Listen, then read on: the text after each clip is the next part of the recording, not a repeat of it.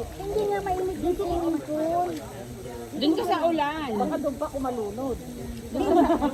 Akin mo sa ulan. Tupit lang yun. Namamasahin ka tug mo. Ay, ano din yun. Pero mamaya kasi bisigyan siya sa ayaw. Hindi may salbabida ko. Kaya ayoko mag-swimming sa Pilipinas eh. Naglalakad ako sabi ko lang, oh ma'am, bawal ka salbabida dito. Ako nga eh, nang papatignan ko yung ipin ni Lorena, sabi hindi raw ako pwede kasi i-x-ray si Lorena. Palabuntis ako. Wow, bawal yung baka naman totoo.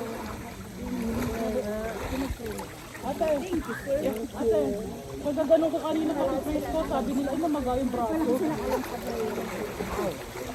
Malaki na ng braso dyan.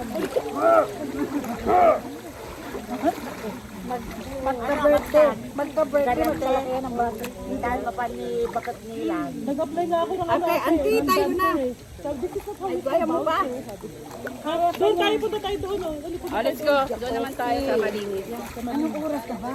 Matagal pa. Magalas 11 na. Oh, 11:45 naman. I-max out na natin. Doon na tayo mag-max out ng matagal. Kaya nga, doon. Sige, yung may-ari. Pag hindi na tayo pinayagan, hindi na tayo kakanta na. Nilda, doon na tayo sa ano, Nilda. Sis Nilda. Doon na tayo sa jacuzzi. No, it's closed. Really? The top? The top here? There's people over there. What about the bed?